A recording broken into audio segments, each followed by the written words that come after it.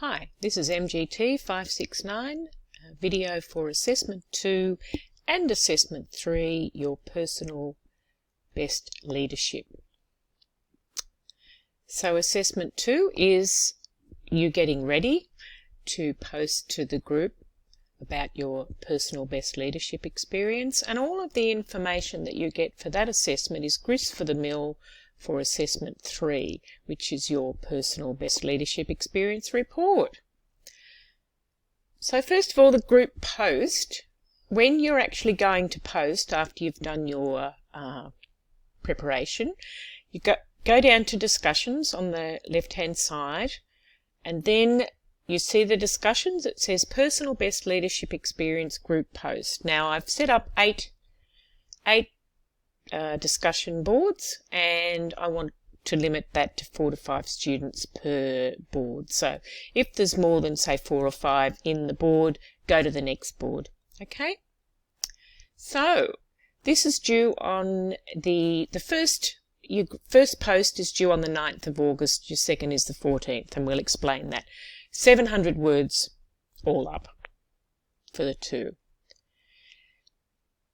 So the window will be open on Friday the 7th of August until Friday the 14th of August, and your initial post should be no later than Sunday the 9th of August, and responses by Friday the 14th. So this is adapted from Kuz's Student Leadership Guide, and assessments 2 and 3 are related. They're nested in each other.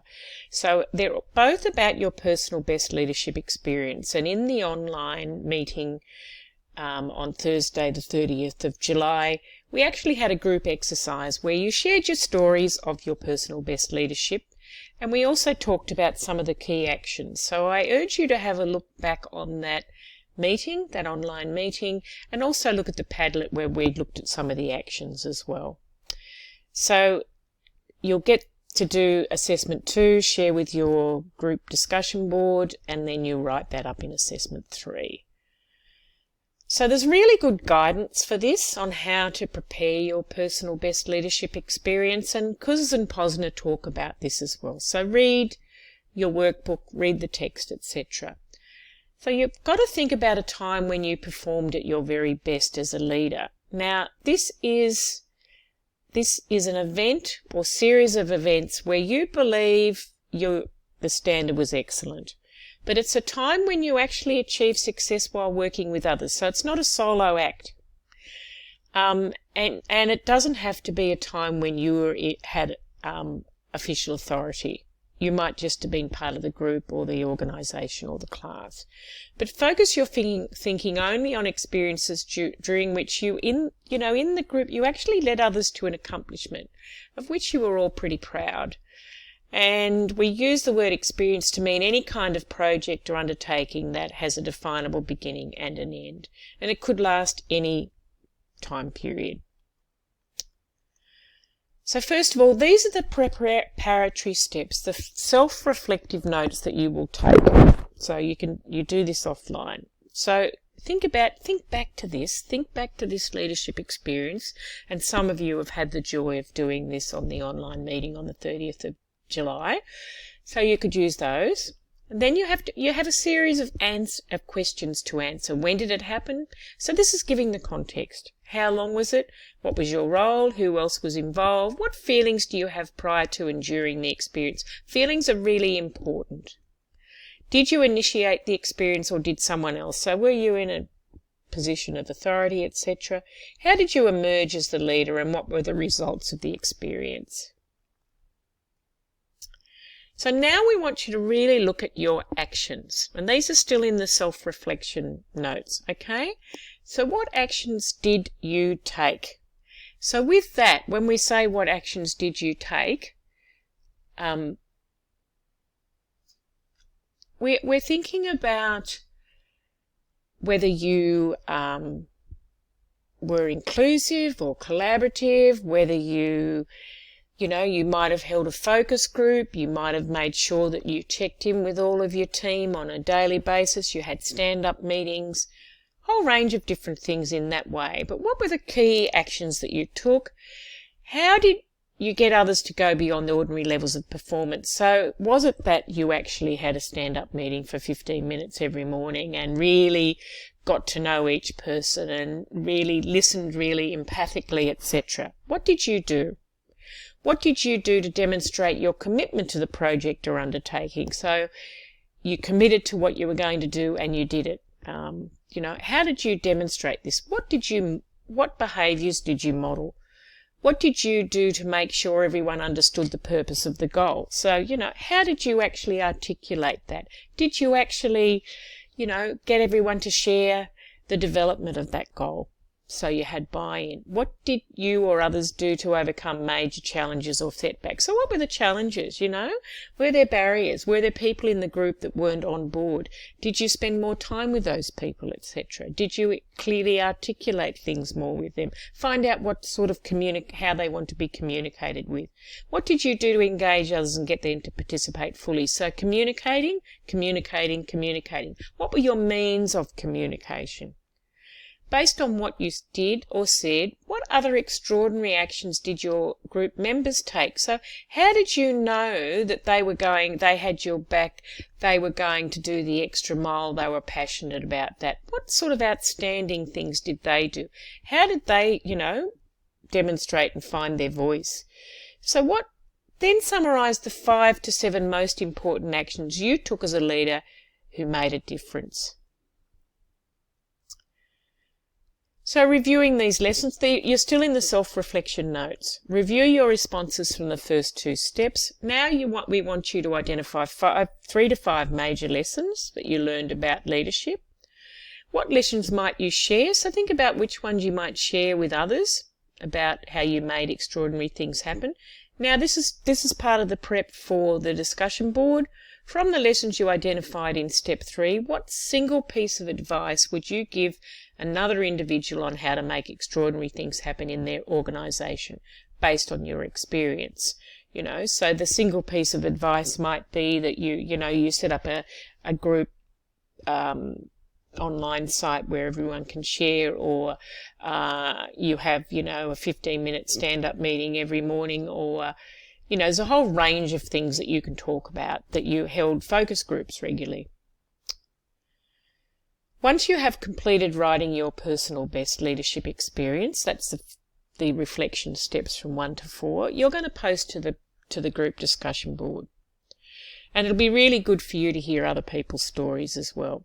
So you're going to put up your post, which is around 250 words, and then you respond to about 3 different people with about 150 words each. Now, you may wish to respond collectively to the whole group rather than individually to each person.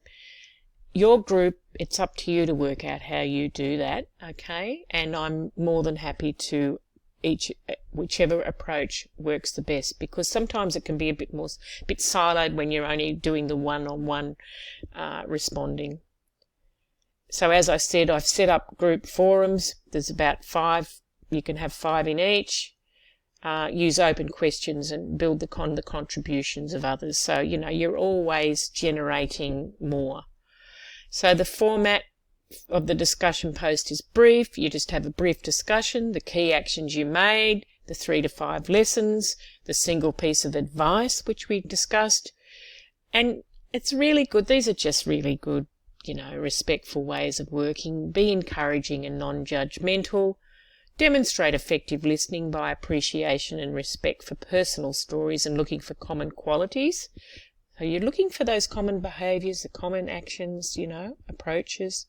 Help people feel part of the group. So if you notice that, others aren't kind of engaging as much, demonstrate that personal best leadership approach and help others feel part of it. Facilitate further discussion by asking open questions and building on the contributions, as we said before, of others.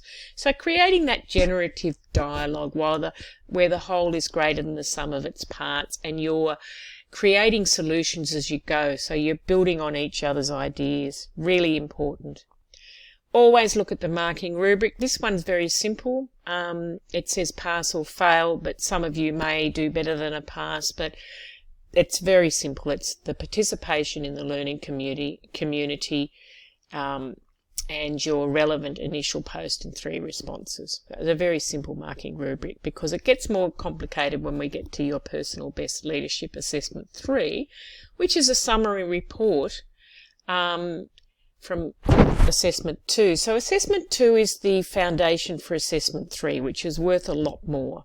Okay, it's worth 30% and it's due on the 13th of September. So you'll have quite a lot of time to prepare this. It's around 2,000 words. Please submit as a Word document.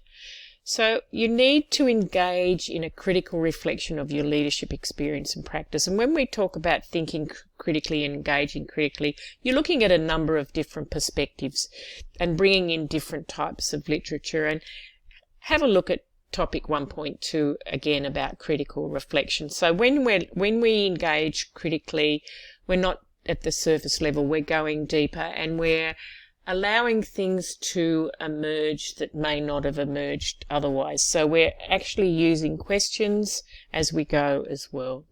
You also have to have a theoretical analysis that draws from the theory, research and knowledge that supports those leadership lessons and advice that you drew from assessment 2. So this is bridging the gap between theory and practice. So there is a format for the report. Always follow the format that is provided, okay? Particularly the reflections on group discussions, how your responses compared, contrasted and were enriched by the insights from other group members. Very important, this reflection. One key leadership insight I've taken from my own experience of leadership and the stories of others. And then the theoretical analysis and application. You know, from your developing understanding of the 5 practices of exemplary leadership, what were the practices that you enacted? And they mightn't just be the sitting in the arena of the 5 practices. Look more widely than that as well, because we don't want to pigeonhole things. We don't just want to have competency-based tick a box. And how does my learning about leadership through this exercise align with leadership research? So you've learned a lot. How do you underpin that with the theory from scholarly articles, etc.? Include in the analysis reference to at least 3 academic journal articles. Now, that's really minimal. If I was to maybe rewrite this marking rubric, I would probably have 6 to 8. Normally it's 8, particularly if you want a higher distinction. But we're stuck with the 3 at this stage, so that's fine. But you're much more likely to build a strong theoretical framework if you use, 5 to 8 at least. The word limits, look, don't get hung up on the word limits for each of those areas. They are a guide, okay? But, so you can write up to 2,000 words. If you write up to 2,500, I'm not going to die in a ditch. If it gets above that, I might stop reading. If you're only, for the whole assessment, put in around 1,000 words, that's a bit light on and you will be penalised. Always look at the marking criteria. Look at how I've highlighted things here. So if you want a high distinction, look at the words. Things have to be highly relevant, articulated in an original way. Always looking at synthesizing and integrating and analysing at the high distinction level. Distinction, very relevant and detailed. Analysis is still there. Credit, you're only really applying things. And, it's a very solid and sound critique, but it's only at that applying level. And pass, you've answered the criteria, but there's some gaps and unsatisfactory. You haven't always, and there's, it's not demonstrated. And then you look at the next one, look at these things, various viewpoints. So there's various viewpoints, multiple leadership perspectives, and analysed and critiqued again, critically reflecting, working down. So always look at these key markers, innovative, taking into account personal values, synthesized and integrated again, distinction, articulated clearly, integrated, credit, describe, but there's some of it's brief, describe, just description for pass, and then insufficient for unsatisfactory. So that's about it.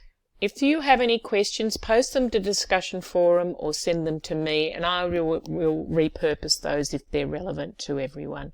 Okay? Thank you very much for listening to this very quick video for Assessment 2 and Assessment 3. Cheers.